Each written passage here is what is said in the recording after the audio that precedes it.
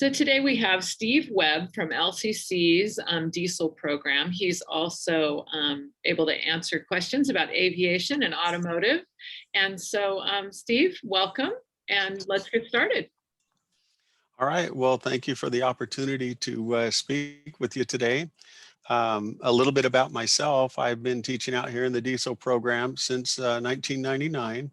Our program, the diesel program, is an AAS degree program. We also have a 2-year certificate. We're articulated with about 4 universities, so you can complete our program and go to Montana State, Centralia College, Southern Oregon University, and OIT, and achieve a bachelor's degree in diesel technology. Let's see, we focus in our program on service and maintenance and repair in the transportation industry. And so there's a lot of other, I guess, areas in the industry, but our focus again is keeping everything running. Highway trucks, off-highway equipment, shipping, the ag industry. You've seen the old green John Deere equipment out there.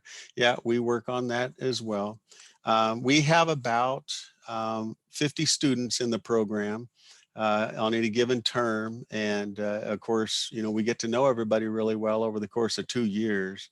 And now a little bit about the core, I guess, or what you would go through if you join the diesel program. We have the 7 subjects. We're broken down over the course of 2 years into 7 subjects. We go through diesel fuel systems, brake systems, heavy duty powertrains. The powertrains might include transmissions and differentials and everything from the engine to the ground or to the road. We also go through heavy equipment hydraulics, diesel electrical systems, and then the diesel engine. We've also begun to incorporate hybrid technology and electric drive or battery powered technology into the program. Let's see. That we have, we're more than 50 years old. There was a time when we were building one. And so what that means is we have a lot of supporters in Lane County, companies like Caterpillar, Cummins, Detroit Diesel, Freightliner, International, let's see, John Deere, companies you might know about, see in your normal day, Bimart, Levitt's Freight Service, Sherman Brothers. There's literally hundreds of companies around Lane County, commercial transportation companies that support the program. And so that means a lot of in-kind donations. We have equipment that that have come from their companies into our program that you would work on as a student. And then, of course, probably one of the greatest benefits of our program age is that we have a lot of our graduates are already working in the area, in the industry. And so, say, for example, you went to work for Modern Machinery. That's the Komatsu dealer in the area. Rich Dupuy is a graduate of the program. He runs their shop, and he knows. I sent a young man named Dustin out there last year, spring term, this time last year, and he knew when Dusty arrived what he had been trained in, what specifically in hydraulics, what specifically in the fuel systems and the brake systems, and so it makes a big difference when you go to work for a company as to where they place you, what they expect from you, and so it's just a very it's just a great opportunity to be part of a program like this that's well established. We have a very high success rate because of that. Now, when I say success, of course, the student perspective is how much do I get paid? And that's something that's changed more recently. Beginning last year, our students were leaving the program, graduating and starting at about $24 an hour. And this year, our first student out the door started at $27 an hour, went to work for a warehouser. Some of you know about Weyerhaeuser, I'm sure. and just a timber company, been around Oregon for at least all of my life. So let's see. What else can I say about the program? Well, I'll tell you about the ornery side of it. We have lots of homework. We have weekly quizzes, midterms, and finals, and our schedule is pretty direct. We start at 8 in the morning and go until 1 o'clock in the afternoon, Monday through Thursday. And after that, a full-time schedule. Each class is a 12 credit class, so it will be full-time. And by the end of 2 years, you'll be pretty tired, pretty worn out. Now, a lot of the things I'm saying about diesel can be extended to both the automotive program and the aviation program. In addition to that, we do have a number of students that come into diesel that are pursuing an engineering degree. And so, you know, if that's an interest for you, we have that heavy equipment hydraulics class is set up specifically for the engineering students, the drafting students, the electronics students, and so it's just a way to kind of survey this part of maybe the engineering world. Engineers are, and that degree is so useful. It's so broad. There's so many different areas you can use that skill or that degree, and we're just one of them. And so again, we are very open, I guess, to the engineering students coming in and looking at our program. Um, a little bit more, I guess, about the each subject. When you come into the diesel fuel systems class, it really doesn't matter if you have any experience whatsoever. We have students that work on their own vehicles. We have students that have hobby, you know, off-road vehicles they play with. We also have a lot of students that have never even changed the oil on their cars. And so we go from a very entry level place in each one of our classes. And back to the fuel systems class, Jacob Tidball is our instructor for that class, and he will take you through the fundamentals of the diesel engine. He will move you through that in the first couple of weeks and then into the first fuel system. And this is unique to the diesel engine.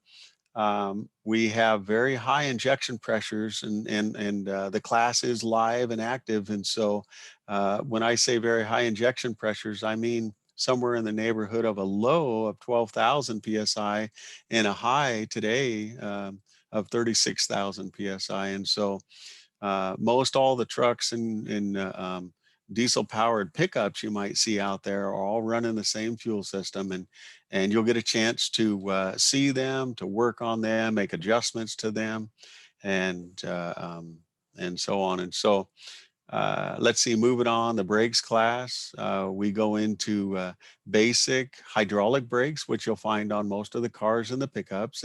And we even have the students bring their own cars in or pickups in for a brake inspection.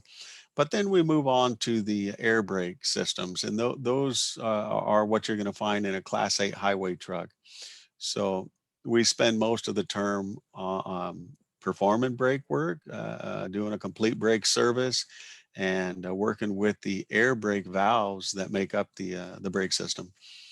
The next class on Jacob's side would be the powertrains class. And like I said, that includes everything from the back of the engine, the clutch, and maybe the transmission down to the ground, to the tires.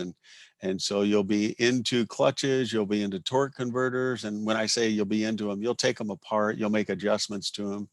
The same thing with the transmissions. You'll get into the transmission, take them all apart, put them back together. Same thing with the drive shafts. We'll measure drive shaft angles and then move into the differentials. You'll take those apart, reset them, put them back together. Wheel ends, we get out to the wheel ends, and that pretty much makes up the powertrains. It does include the chassis and the suspension. So steering would be included there, and suspension systems as well. Air suspension has gotten very popular in transportation.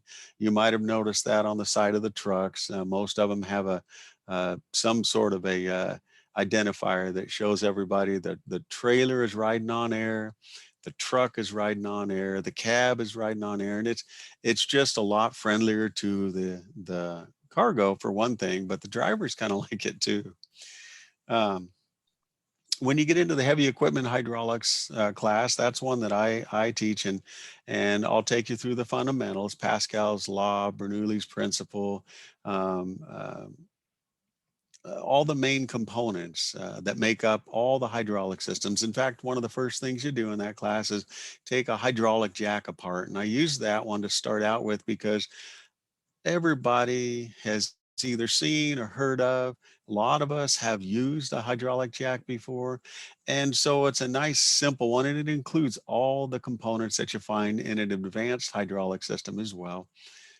And so that's our first project. Then we'll start taking each of the components apart, the pumps, we'll take motors apart, the cylinders and all the valving. We have the companies that I mentioned have all donated lots and lots of these components just for you to take apart. They want you to have the opportunity to see how they work inside.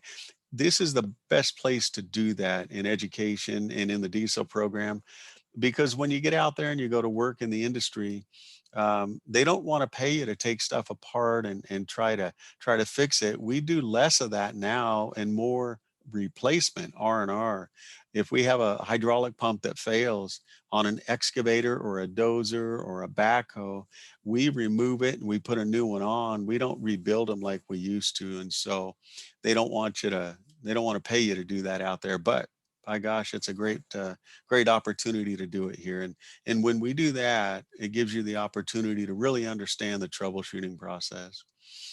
Um, Next would be diesel electrical and electronic control systems. And here we cover everything in a basic electrical system, starting system, charging system, batteries.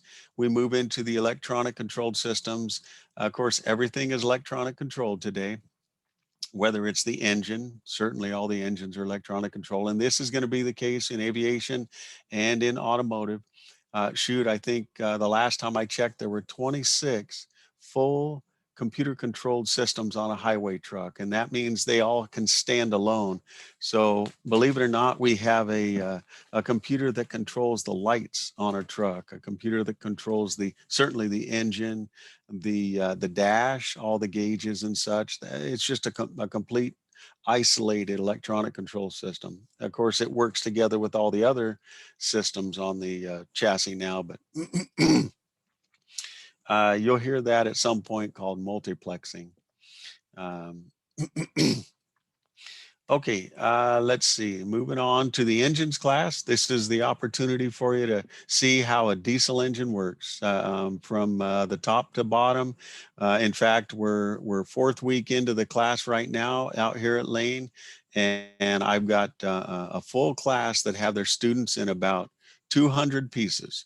They're all laid out on these tables, and they're beginning to determine their reusability. So they get to see what a camshaft looks like, a crankshaft, a diesel piston, a set of piston rings, the block, the cylinder liners, the water pumps, the oil pumps, and very specific to the diesel engine. We had a number of diesel engines donated specifically for this class, and so yep, you get to see what they look like on the inside. And then, of course, the real confidence builder, I think, in this class is when we get the engine all back together and it fires up again. And so I work with all the groups. We have students that work together in groups, typically 2 or 3 people, and I'll work together with you throughout the term. And then at the end, I help you get that thing back up and running. And it's just a great feeling to know that you have taken one that far apart and got it back together and got it running. Now, um, I said that this was an AAS degree program, and I said we have some articulation agreements with some other schools. So you can go on and get that bachelor's degree. And sometimes that brings up a question: why would I go to the beyond the AAS degree? I can tell you this much: I've got right now today, I've got uh, um, 12 companies in Lane County that have all emailed me in the last 2 weeks, and they're all hiring out of our program. I don't have a single student that doesn't have a job opportunity right now, and it's been this way. We're going on 5 years. Even through all of the COVID last year, we our companies did not slow down. In fact, because of the COVID, you might have noticed that there's more UPS trucks out, there's more FedEx trucks, there's now a fleet of Amazon trucks, and the US Postal Service is delivering on Sundays. And so we are busier than ever. It's not something we asked for, but because of COVID and the fact that everybody wants it delivered now, we're busier than ever. And so a lot of companies, in fact, I'll back up to UPS. They are investing in our program right now. They're just going to give us a in-kind donation of $10,000 a year, and they're going to give us a couple of new trucks. They're building a new facility over in Northwest Eugene, and that should come to surface in the next year or so. So back to that point I was trying to make, with the AAS degree, the job opportunities are there. And I tell everybody on an annual basis what our students graduate and get paid. And last year, again, it was $24 an hour. This year, first one out the door was 27. So why would you go on and get that bachelor's degree? So I believe the starting wage is going to be even higher. If you go over to say Montana State and you get the bachelor's degree, they have 100% placement as well. Everybody that goes into their program and completes it, gets their degree, goes to work. And I would like to make the point, um, it, this is the case all across the hands-on careers industry. I don't know how else to say it, in the trades. Uh, that we're all at a significant deficit right now of technicians. And that means that's the reason why. I'd love to say it's because our program is just the best one in the whole country. And I am proud of it. And we do have a lot of support, and all of our graduates do get jobs, but it's because of the deficit. There's so many people retiring out there and have been retiring for the last 5 years, that they are providing these job opportunities, and they're not let's try it jobs. These are bread and butter jobs. These are the jobs that are supporting Caterpillar and Cummins and Detroit. And they're not trying new things. They're replacing retirees. And that I don't know if that matters yet, but that will at some point to you. These are solid careers. And so in any case, that's I don't know, I feel like I've kind of been rambling. There's a lot of information there about our program. I know we have a minute or two left there, or maybe a few more minutes, but if you have any questions or if I can cover something better, I'd be more than happy to. I have a question that came up during while you were talking, Steve, and that you mentioned the 26 electronic systems already operating on your normal truck engine on the Yeah, road. yeah. And so you had also mentioned earlier on hybrid, and that's something I've really wondered about as a total, not someone who has any knowledge in this field. Sure. How close would you say we are to having hybrid systems in anything other than automobiles, but as far as like the larger engines, and then also aviation? Sure. Okay, so I can speak to the diesel industry better. That's a good question about aviation. I don't know. They already have it in there to some degree. If you ever noticed when you hit the ground and the lights flicker and come on and the AC system really gets going, you're transferring to what's called an APU off the main engines. And so that's a hybrid system. But with respect to the diesel industry, we do have hybrids, and we have battery powered or electric drive as well. And so I would point you towards Lane Transit District. There are very few straight diesel powered buses in their fleet anymore. The next time you see one of the LTD buses, look at the roof line. And if it's not a flat roof line, if it's got some kind of a raised area on it, that's a battery. That's a lithium ion battery. And so we've had for the last 10, 15 years, maybe even more, hybrid buses in service. Now they've got two and possibly three. I saw two of them. I think they said they were going to get one more, but they have at least two straight electric or battery powered buses, and they're in service. I don't know what routes they're on. I keep looking for them. I saw them in their shop, in their bus barn when they gave us the tour. But we're excited to see them, very excited. In fact, I know the last three buses that were purchased by LTD were straight diesel, but they have the majority of their fleet. I bet you it's 80% of their fleet is hybrid. And then that small percentage is straight electric or battery. And we'll see. Now, as far as the diesel industry, um, oh, I don't know that I follow a lot of the industry news, and the predictions are, oh, well, and I just, something just came into my mind. Just in case you have any interest, on Friday of this week, so this is Wednesday, so Friday, Freightliner out in Coburg is actually going to have two of their full electric drive trucks in town for people to see and to maybe even get in and take a ride. Um, I was told by Freightliner that they will begin production of their battery powered straight electric drive trucks in 2022. I don't know how many that'll be, what kind of an impact that'll make on the industry. I'm not sure. So, um, just to be clear about the difference, and the challenges we have with hybrid drive and electric drive versus straight diesel is the faster you go, the weaker the electric motors get. And so because of that, whether it's hybrid or it's battery powered, they are much better in local delivery or in-town service.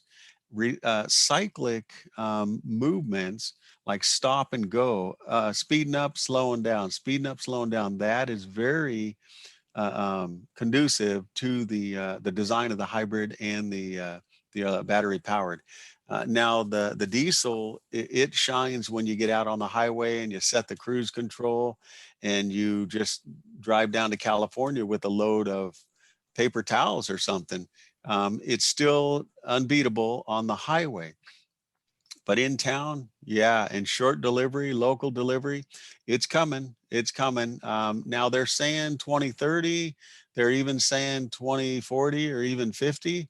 But you know, tomorrow's another day. I can tell you this: all of the engine or truck manufacturers, and this is Peterbilt, this is Kenworth, Freightliner, Gillig, Volvo, all the major players have all got both hybrid drive, they've got electric drive, they've got all the alternative fuel trucks, chassis, engines, all built and in service.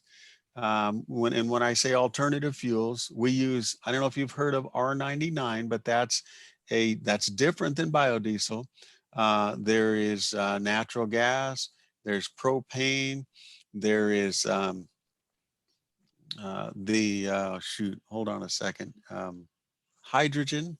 We've got hydrogen powered, and there's a couple of ways to come to service with hydrogen power.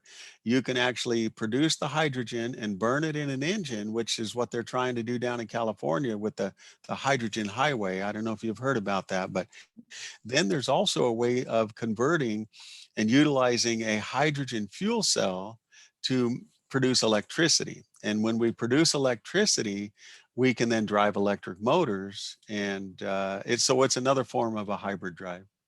And so a student coming to LCC, part of their training would touch on these Oh, yeah. future technologies even?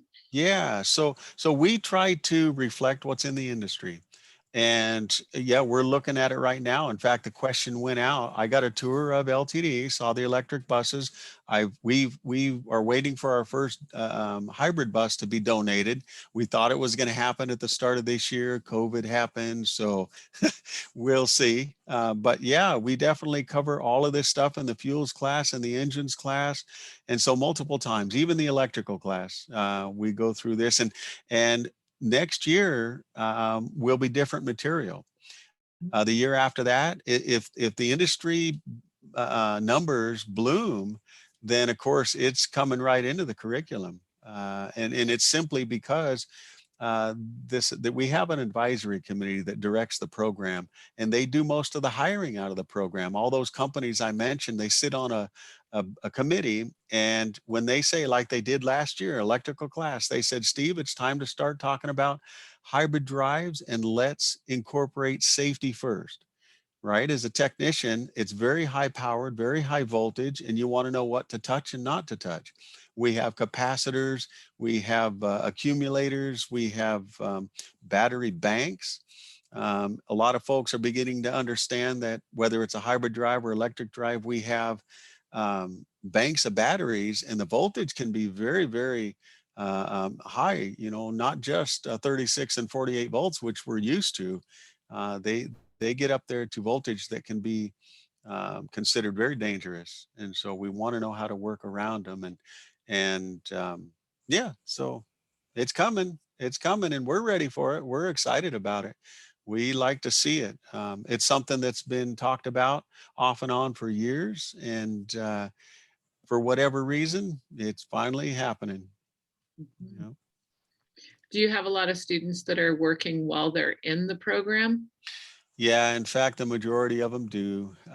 It's a 2-year AAS degree program, but I'll be honest, most of them go to work once they get started in the program.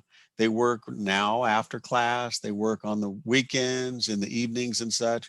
And so it often takes them a third year. Now, we have made some changes to the program, and that is in response to I guess we just really want to help our students be successful in obtaining that AAS degree. And so what I mean is we have now the core classes that I named. We have 12 credits of welding on top of that. And then we have 3 general studies classes, and that's all that makes up the diesel program anymore.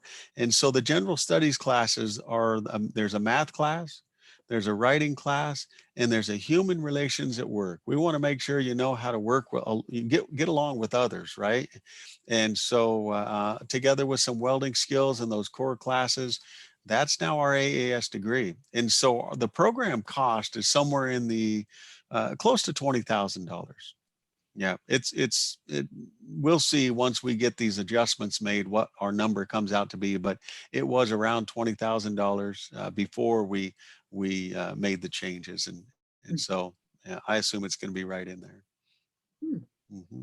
And of Yeah, course, a lot of students attend LCC on Oregon Promise grant and yeah, visit yeah. it. Yeah. Yeah, so we have, thank you for mentioning that.